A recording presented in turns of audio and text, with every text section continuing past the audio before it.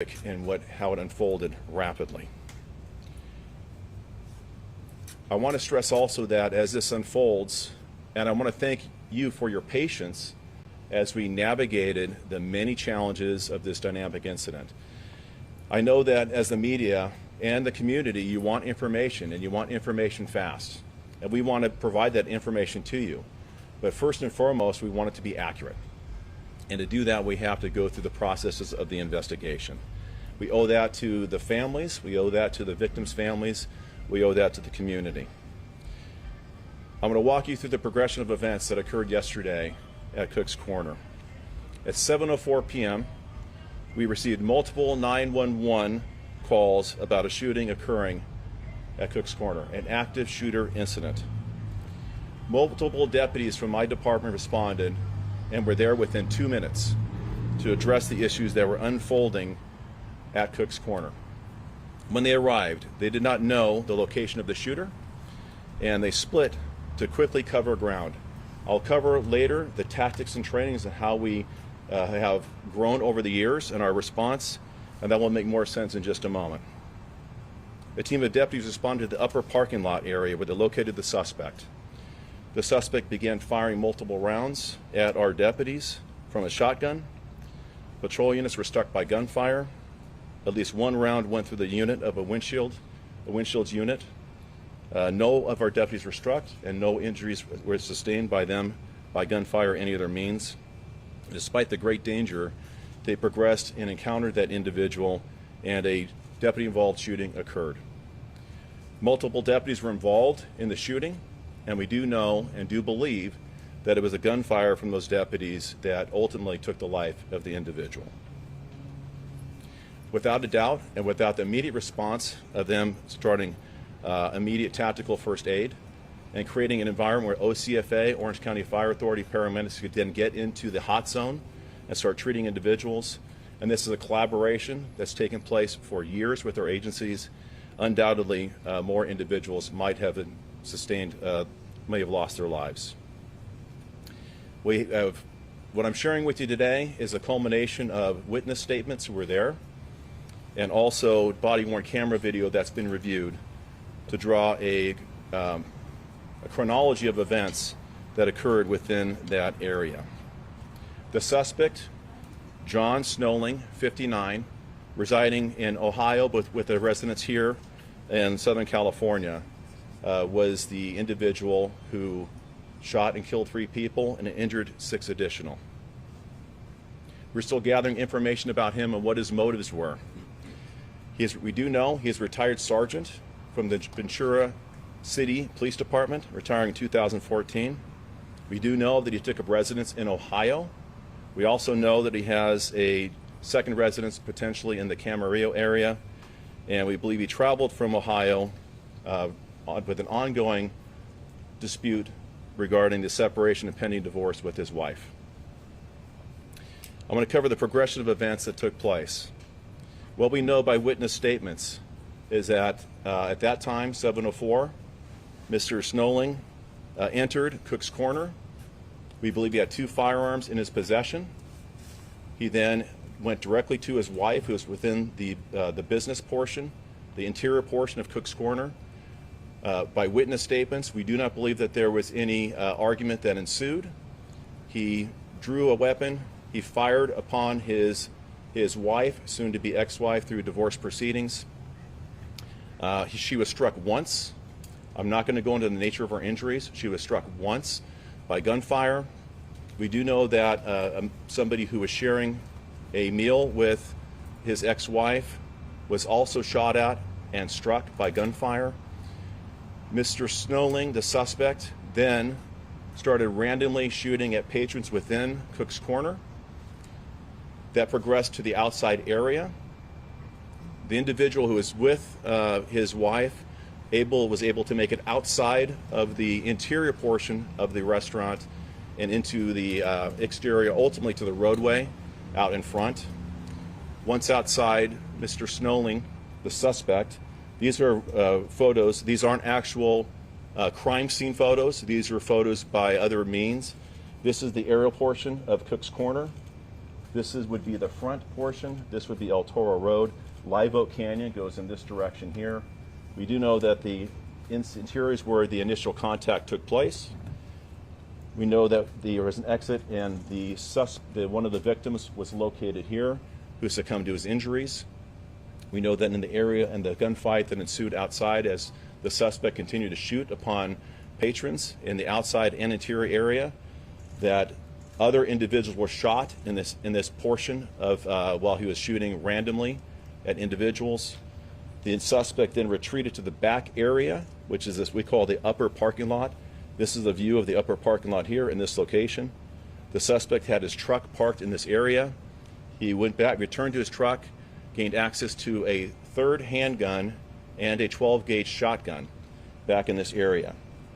At that time, an individual went up to encounter the suspect. He was shot. He ultimately was drawn back into this area for first aid after the scene became static, and he deceased as a result of his injuries. The patron who was with his wife was able to make it out to this area, and unfortunately, she succumbed to her injuries. The individual who was shot in this area was one of the gentlemen who succumbed to his injuries. We do know, and this is a correction, and this happens in the fog of war as you go through these very dynamic incidents, that there were 6 other patrons there that night who were also struck by gunfire. I can tell you all of the individuals who were shot, the 3 who deceased, not counting the suspect, the 6 individuals who sustained gunfire are all adults. No children were injured during the course of this encounter. Our deputies responding to this area, this would be a view of what they saw up in this upper area. This is the upper area here. This is where the suspect was located. The gunfire ensued and where he was shot by our deputies and ultimately succumbed to his injuries. I can tell you this, and this is not I'm proud. I'm proud of the response by our department, not just last year, but this year. And there's a reason why we train the way we do to encounter these type of incidents. And this has been going on for decades. And our training, the tactics, the tools we give people, the trust in them to do their job. And I can tell you in this circumstance, as in every day when something like this happened, I am beyond impressed by our response from our deputy sheriffs. When I talk about these response, and I just want to give you a little bit of what we do, for post-Columbine, our department was key in the creation of Incident Action Rapid Deployment, active shooter training. MACTAC, which is Multi-Assault Counterterrorism Actions Capability, how you leapfrog and use military tactics to approach a facility is what they did here. Approaching this individual in an outside environment using military tactics to outflank him and encounter him. Our deputies have long rifle platforms, AR-15s, body gear they put on, Kevlar helmets. We give them breaching tools to break into doors and cut off locks, which came in key last year in the Presbyterian Church incident. Our sergeants have drones that can take an aerial platform for intelligence gathering information during critical incidents. They have individual first aid kits and do tactical medicine. All of these very intentional things we've done for decades to prepare us, unfortunately, for incidents like this have enabled us to intervene, use tactics, encounter individuals, bring issues that are dynamic to a static environment, and ultimately save lives of others who have been present during these unfortunate incidents. I also want to thank once again the Orange County Fire Authority. If not for our partnership and continued training and collaboration with them, which is unique to us and like none other in the state of California, we are able, through our continued practice and tabletop exercise and drills, to have them included in the way we respond to these incidents. So when something like this happens, it's not one agency and then another agency, it's one community of first responders that allows us to go into these environments and address these threats. Sadly, the 3 victims that were deceased at the scene, I will tell you 2 of the individuals who deceased have not yet been identified through our process at the coroner's office. Next of kin notifications have not been officially made, so I'm not going to share information about them other than their gender. The one male subject, who was the individual who deceased in this area, is John Leahy, 67, of Irvine. An additional adult female and an additional adult male, both deceased. One was with the wife, and one was made an attempt to encounter the suspect in the back parking lot and hopefully bring this circumstance to an end. 6 additional victims were taken to local hospitals. Later, the doctor will describe their ability to treat them, and as much as he's willing to share or can legally share about their injuries. As I mentioned earlier, all 6 of those individuals sustained gunshot wounds.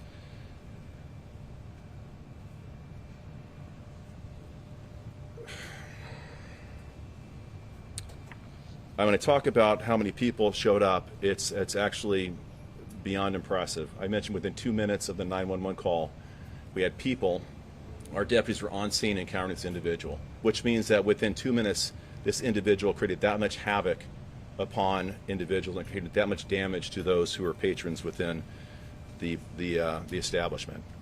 We had over 80 patrol units respond to this incident with over 100 deputy sheriffs who were on scene in different capacities, providing crime scene management, dealing with the individuals who are there, treating to their care.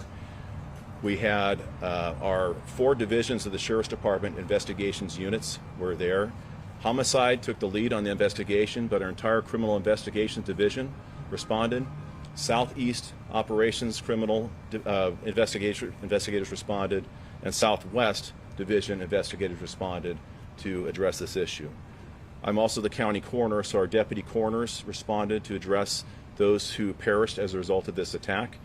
And we had our crime scene investigators who are still on scene processing the tremendous amount of evidence that still remains at the location.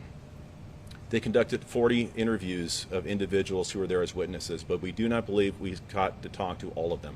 Some people may have returned home after the incident. If you were present at Cook's Corner last night during this incident, we ask that you call our department commander, our dispatch at 714-647-7000 so we can connect you with an investigator and get your statement of what you may have seen at the location.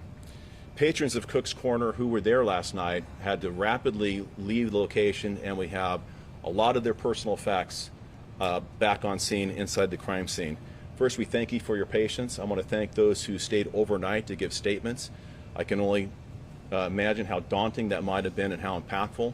We did have members of the community who do services for those who are impacted to make sure that they are getting the psychological and mental health support that they need so that we are not just leaving them alone.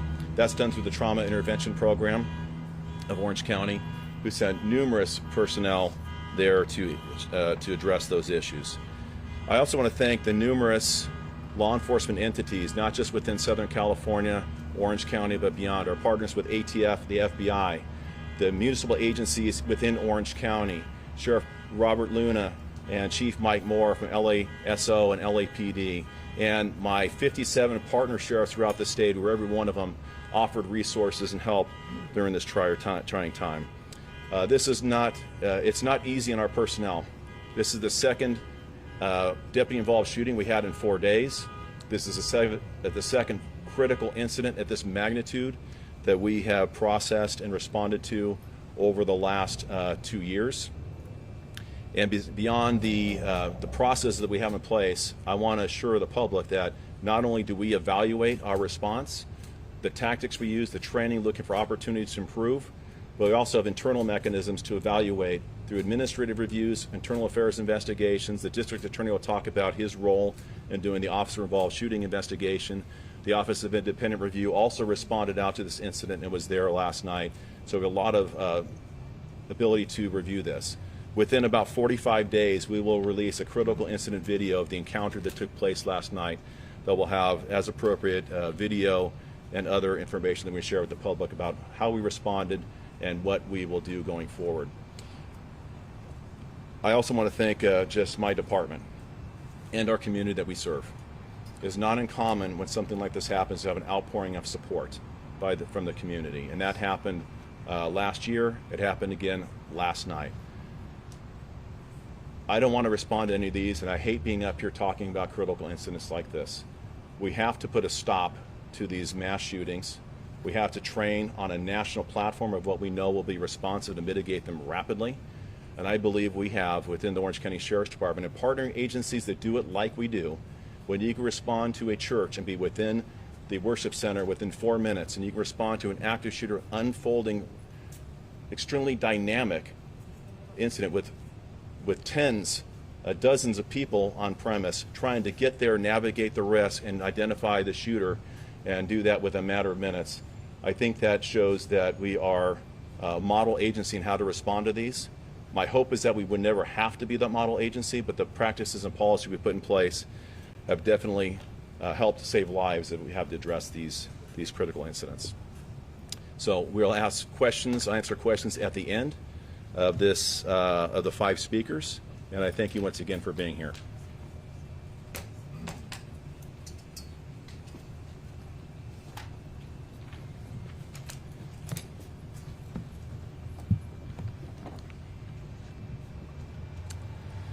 Good afternoon. First of all, our hearts go out to all the victims, their families, the first responders, and anyone who was impacted by this horrible tragedy that happened yesterday. I'm going to summarize the OCFA's involvement in the chain of events from our perspective. At approximately 7:05 p.m., OCFA firefighters responded to Cook's Corner to assist the Orange County Sheriff's Department for a reported shooting. The first engine, Orange County Engine 42, arrived on scene in just under 4 minutes. Immediately upon arrival, the Orange County Fire Authority and the Orange County Sheriff's Department went into unified command. Thanks to the quick and courageous work of the Orange County Sheriff's Department, our firefighters were cleared to enter the scene very quickly and were able to begin treatment and transport of the patients that were on scene. Ultimately, 4 patients were pronounced deceased on scene, one of them being the shooter, and 6 patients were taken to the hospital, 2 of those in critical condition. The phenomenal work by the Orange County Sheriff's Department to rapidly secure the scene empowered our firefighter paramedics to get in there and save lives. I'm proud to report that the 6th and final patient was loaded in an ambulance and off scene to a hospital in just under 46 minutes, which is an incredible feat in a hectic environment such as this kind of scene. We at the Orange County Fire Authority, as well as the Orange County Sheriff's Department, train for these events frequently, both individually and together. To be able to secure the scene that quickly and get our paramedics in there to render treatment and take the patients to the hospital that quickly is a real tribute to the training, professionalism, collaboration, and the execution of our 2 agencies when they work together. At the conclusion of the incident, all OCFA members who were part of the incident went through a critical incident stress debriefing process. As you can imagine, the sights that they saw that night were pretty horrific. The OCFA wants to thank the Orange County Sheriff's Department, the FBI, the ATF, Mission Hospital, our local elected officials, and the entire community of Trabuco Canyon for working together during this challenging and heartbreaking time. This tragic incident weighs heavy on the community as well as our first responders, and our hearts to go out to all who were involved. Thank you.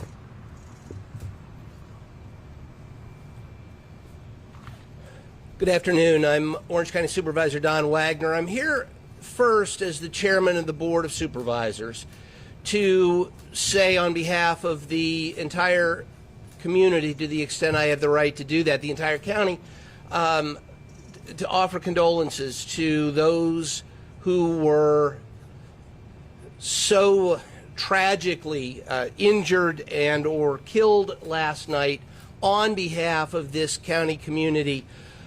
We do want to know that we are there for you. But I'm not just here as the chairman. I also have the privilege of representing Cook's Corner and the surrounding areas. And I want to say on behalf of the people out there that I represent, I want to say thank you for that outpouring of love and support that's come to so many as a result of last night, and to say thank you to the men and women of the Orange County Sheriff's Department, the men and women of the Orange County Fire Authority. You heard from Sheriff Barnes, you heard from Chief Mall about how well they worked together and how quickly they were out there. 2 minutes, that's a remote area. 2 minutes to have our Sheriff's Department there and actually running towards the gunfire and engaging and putting a stop to the carnage. 4 minutes to get our first responders in from the fire authority to treat the wounded, to do the job necessary to get them off to Dr. Takeuchi, who you'll hear from shortly. They rightly can take pride in their response last night.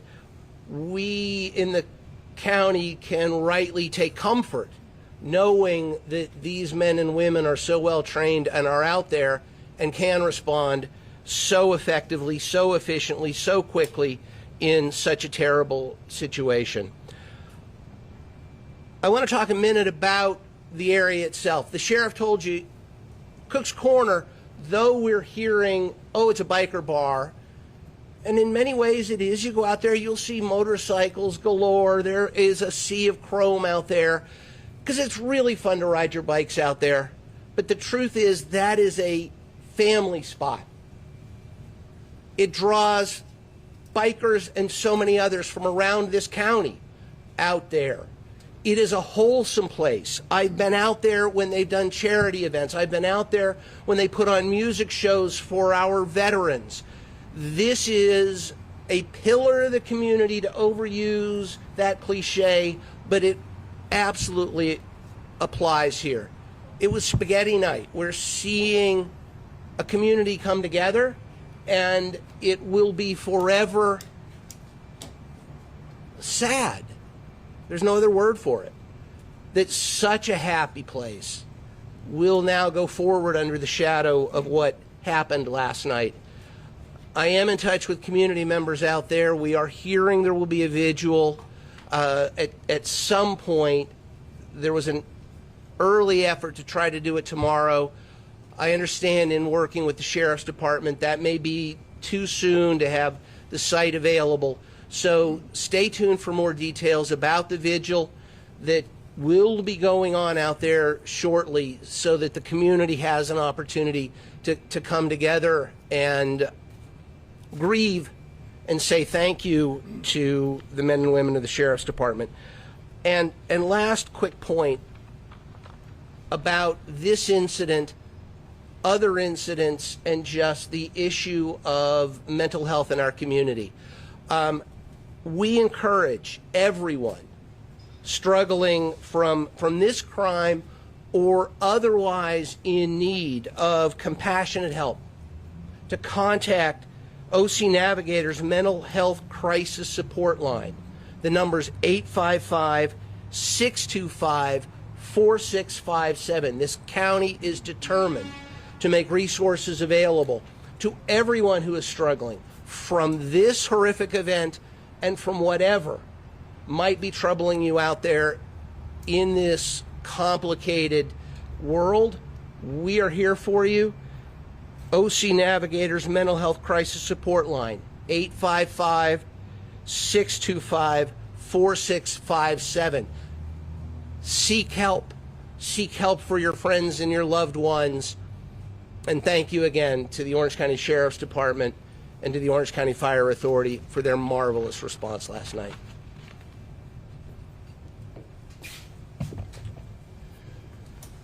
Good afternoon. My name is Todd Spitzer. I'm the elected district attorney, and I'm not so happy to be here.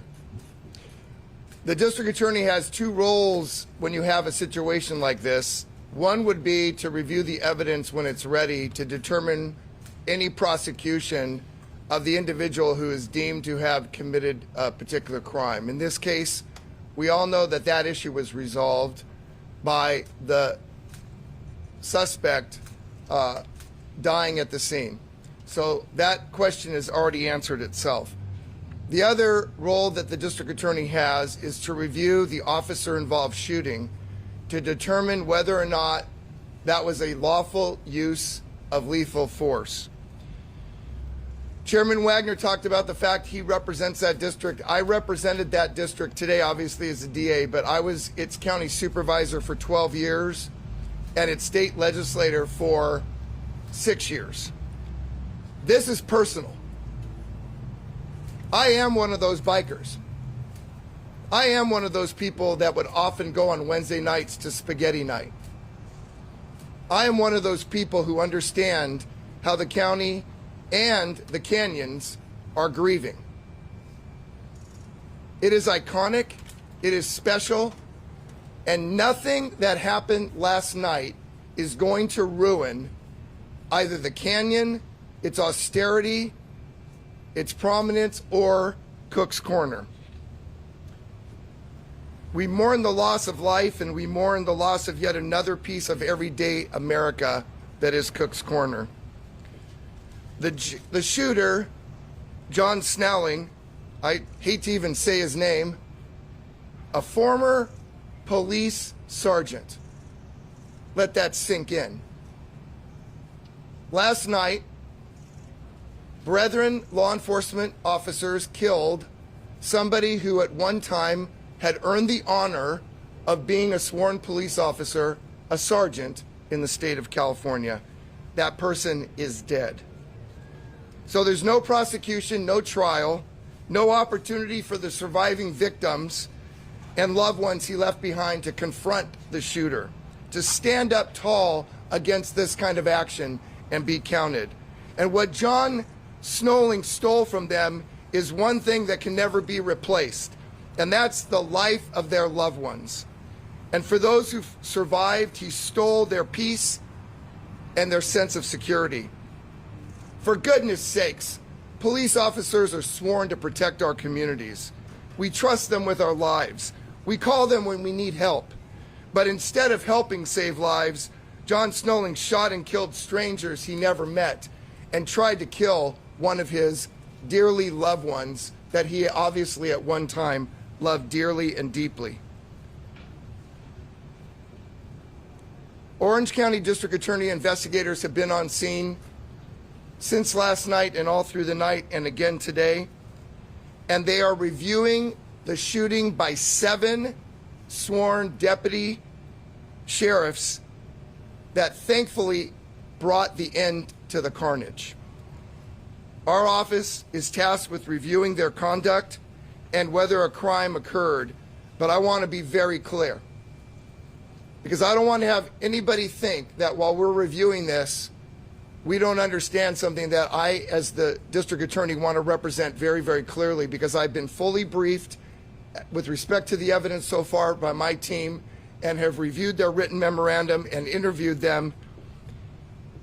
And there's nothing that I have found at this point to believe in any way whatsoever that their acts were nothing less than heroic, and that nothing they did last night indicates any criminal activity or excessive use of force in any way whatsoever. Those 7 deputies deployed, we've recovered at least 75 shell casings from a shotgun, from a rifle, and from handguns. Those deputy sheriffs took the action that was necessary to take out the suspect, to stop the danger, to use their training, and to make sure that the suspect could do no more harm. Every single second counted in those few moments, and these deputies, who we're all so proud of, were on scene and engaged the active shooter within minutes of the shots that he was shooting at them. And they were taking fire. And they didn't back down, and they did what they were trained to do. And for goodness sakes and for God's sakes, I am so grateful and thankful. We will continue to thoroughly investigate this. We will obviously form conclusions, but I don't see, although it could change, that my representation to you today or my opinion will be any different based upon what I know now. Victim advocates are standing by to help anybody and everybody who needs assistance, and they're commonly referred to as waymakers. We have advocates here today, and I want to make sure that you report that anybody who believes that they need counseling or grief assistance or any resources necessary, they're to call Waymakers at 949-250-0488. No one should have to experience this tragedy.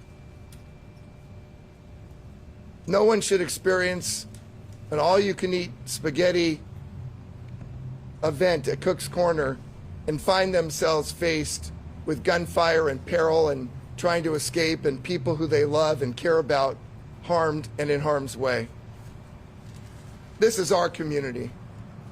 And the Orange County Fire Authority, the Orange County Sheriff's Department, all the other mutual aid agencies who deployed down Santiago Canyon Road and up El Toro Road and through Live Oak Canyon, these are places we know and we've known for years. So God bless America, but God bless law enforcement. And let me reiterate unequivocally, Orange County is a place that loves its law enforcement and its firefighters and its first responders. We support them. We don't denounce them here in Orange County. And let last night be a lesson to everybody else in America who's been tearing down law enforcement to understand this is exactly why we need them, because they stop danger, they protect us, and they care. They care deeply. God bless them.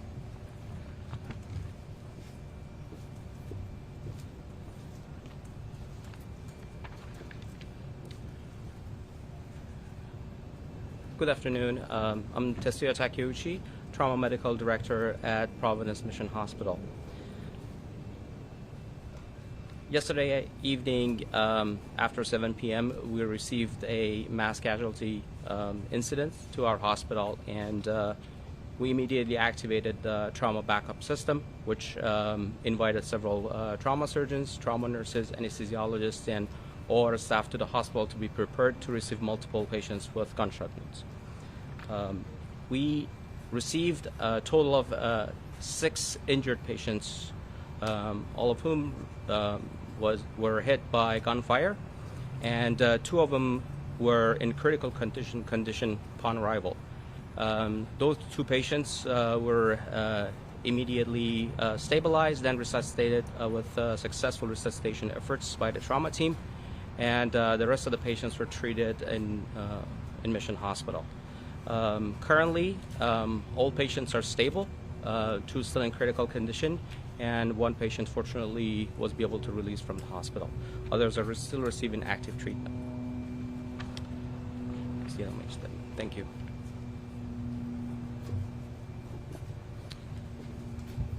Before we entertain questions, I just want to correct one piece of information.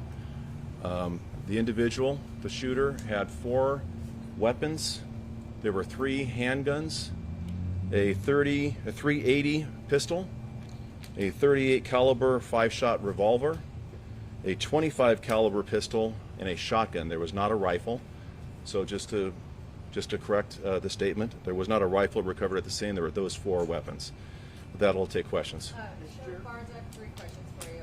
I just want to clarify that he drove from Ohio to kill his estranged wife, Marie. The number 2 is, did she have a restraining order against him, and was there a history of domestic violence between him and her? Okay, so there's 3 compounded questions there. We believe he did travel from Ohio, to answer your first question. Well, we don't know the motive because he's deceased. We do believe that when he arrived at the location, it was very clear based on his intent and our interview of witnesses that he walked directly to her. There was not a discussion, a dialogue, or an argument. He immediately fired upon her, striking her once. He immediately fired upon her, the lady who was joining her for dinner that night, striking her at least once, who later succumbed to her injuries when she exited the establishment onto the roadway. We're not aware of any domestic violence restraining order that's in place. There were legal proceedings going on as a result of their filing for divorce. They were separated. We do believe that his wife resided in Orange County at the time. We believe it in the city of Orange. He was out of custody. There was a hearing that was in early August. The status of that hearing, whether it occurred or not, we don't know. There is not any documentation to correspond with the outcome of that hearing within the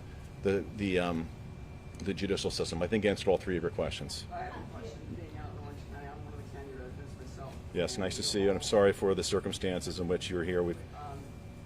Is there anything that Orange County can do privately without having to wait for Congress to do something about gun control? I realize this snow was from out of the area, but what about in the area? So the question was, is there anything Orange County can do about gun control? I can tell you that one thing I do as the sheriff is I have what's called an APS team, that's Armed Prohibited Persons System deputies, that go out and get weapons from people who are prohibited from possessing them. That's the one thing that we can do. I'm the only agency in the county that has that team that does that. And we take guns away from people who cannot lawfully possess them routinely. Regarding questions to Congress, that would be something that needs to be directed to Congress. Yes, ma'am. Yes, sir. Do we know if he acquired those weapons legally, and if does he have any criminal record? So the question was, did he acquire the weapons legally, and did he have a criminal history? He did not have a criminal history that we're aware of. He did acquire all of the guns legally. Most of the guns were acquired, the pistols were acquired while he was a peace officer. The .380 pistol was acquired lawfully in 2014, whether that was in 2014 prior to or after his retirement, but it's contemporaneous, approximate to his retirement date. The .380 revolver was acquired in 1987. The .22 caliber pistol was acquired in 1997, and the shotgun was acquired after he retired in 2016. Hey, Sheriff, I have a couple questions. Yes. From the video at the scene, you can see dozens of crime scene markers on the street outside of the bar. You mentioned 75 shell casings. Is it believed most of those crime scene markers are shell casings? And number two, how many rounds, I mean, I know that's a long way to go, but estimate how many rounds do you believe he fired and how many rounds do you think the deputies fired? So the question from Chip was, the crime scene markers that are at the scene, were those representative of shell casings or some other evidence? It's representative of every piece of evidence they believe is related to the ongoing investigation. And regarding shells or shots fired, that will be determined through the investigation. There'll be a combination of both. Rounds that he fired from his weapons, and also responsive deputies firing upon him as they encountered him during the ensuing gunfight. And we also saw a video of the search of his home in Camarillo. Can you talk about what you were looking for? Did you find anything there? Yes, we served a search warrant at his home in Camarillo. The outcome of that search warrant we do not know yet. Keep in mind, and I'm not trying to be dismissive of the questions, but we have hundreds of people working a very dynamic, now static scene, but it's a large evidence field. We had numerous investigations and interviews that had to take place. Serving a search warrant is common in an incident like this, but the outcome or what was produced in that search warrant I'm not aware of yet, but we will get to that at some point. Just one clarifying question from your earlier question you had. Do you believe he drove straight from Ohio to the bar, or was he at his home in Camarillo when he came down? We believe he traveled from Ohio to be here. Whether he traveled from Ohio directly there, I don't think that was likely. I think he came to the Southern California area and then traveled to Cook's Corner when he determined his wife would be there and then encountered her there. Next question. The divorce has not finished. It was still in process. No, the divorce was still proceeding. There were several processes through that divorce, but it was not No finalized. children? I'm sorry? No children from the marriage? Yes, they do have children. They're both adult children. I would like to share with you that we're able to arrange for their adult son to be with his mother, which I think was important. I can tell you that his mother, based on information we've received, is conscious and is speaking. So her status seems to be improving somewhat, significantly. Do you believe he unloaded the ammo in the first two weapons and then went back to his truck to retrieve the other two guns, and that's when the deputies encountered him? And how many deputies fired or were engaged in the gunfight? So the question was, at what point did he access weapons? We know that he had two weapons. They were both either the pistol or revolver or two pistols that he used throughout the initial encounter. He used those weapons to fire upon other patrons outside as he was shooting randomly. We do not believe he knew any of these individuals other than the person who may have been with her at dinner, but we don't know that to be confirmed. We know that they were there. She was there with a friend having dinner that evening. Whether he reloaded, don't know. He retreated back to his truck. When he retreated to his truck, he gained access to the third, either pistol or revolver, and then accessed the shotgun. It's at that point that deputies responded in 2 minutes. So all this happened within 120 seconds for him to get back to his truck, where the deputy involved shooting encountered, and we know 7 deputies fired upon him or countered him while he was returning fire and firing upon our deputies as they responded to the scene. How much ammo did he have left at the time he was stopped? Sorry? It was over by 7:07. It started at 7:04. It started at 7:04, and approximately 2 minutes later, he was encountered. And keep in mind that that's not just the end of our encounter with him. That's just a benchmark of when the threat was terminated. And at that point, then we have to do all these other things in rapid succession, meaning We refer to it as a hot zone. We have an active shooter environment. You have to contain that and validate that there is one and only one shooter. Where there are two shooters, we have to make sure all these areas are safe. We're entering tactical first aid. We want to make the scene safe as quickly as possible for fire authority to bring their paramedics into and on the scene. We did that very rapidly. It's shared by the chief, talking earlier about how soon that happened. And by the way, when you have 9 victims, 1 deceased suspect, and 6 people, and all the other dozens of individuals that you're assessing in a timely fashion, having all of those people transported in under about 46 minutes, that is a phenomenal feat. And that goes to the testament I shared earlier about how we train, how we do tabletops, how we do real-time exercises with our partners in the fire authority. It's not just an active shooter, it's in wildland interface, it's in earthquakes, it's in floods. We do all of it, and we are perhaps the best prepared team, I believe, in the nation. Sheriff, how much ammo did you have left at the time the deputy stopped? I don't know how much ammo we had left, Chip. I know that they are processing that, and they'll go through everything. They'll determine, based on shell casings that they recover, how many rounds he fired from each of the weapons. They'll determine how many magazines for pistols. Revolvers have a cylinder, so you have to load those manually. And then the shotgun, of course, has a shotgun shell. He was distant from us, so there's not going to be an issue, I believe, of them misconstruing our shotgun shells with his ammo because of how far away it was. But they'll count all that. They'll catalog it. They'll do the same thing with our rounds that were shot for the district attorney's investigation that he's conducting to make sure, and all this will take place. And as you can imagine, between that and other physical evidence, other items recovered, physical signs, blood trail, all those issues are evidence that needs to be cataloged that is enormous. And that will take at least another probably 24 hours to be able to manage that crime scene.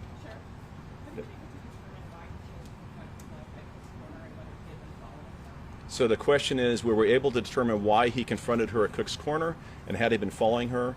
If it's following her, that's not anything we've determined yet, but that would be something we look at in the investigation through talking to family, other people that might be able to fill in those gaps. We're looking for a pattern of life, how he operated within 24 hours 1 week prior, so we can draw a picture of what he did previously. We do believe that he knew his wife was at Cook's Corner, which is why he drove to that location to encounter her. Okay, thank you for the press conference today. We appreciate you being here. I want to just end this in a moment of silence for the victims who lost their lives as a result of this tremendous and tragic incident. And our prayers go out to the families and the Trabuco Canyon community. We pray for all their recovery. Thank you very much.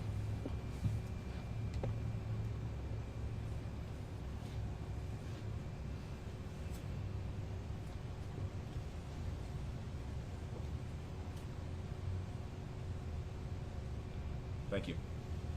We'll be following up with a press release, and we don't anticipate any additional press conferences at this time, but please feel free to reach out to our team if you have additional information that you need. Thanks, Carrie.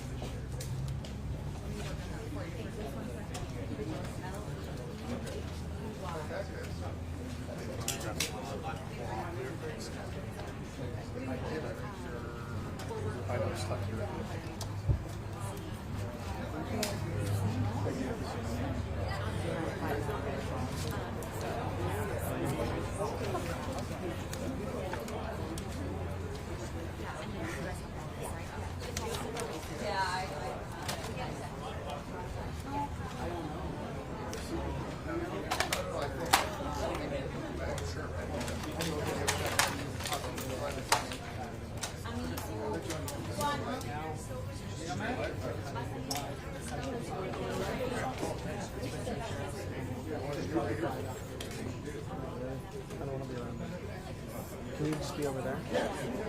I know you're already. We're gonna put this way, guys. He's scared of people. Yeah. Primero. Un gusto.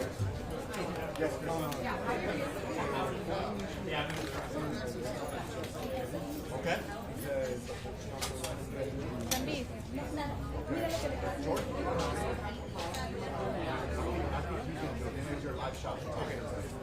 Yeah. So then yeah, because he already has this set up already ready. Okay, then I'll let him know that. Cool. Thank you. Yep. Yeah. Hey, tell Carlos thanks for the.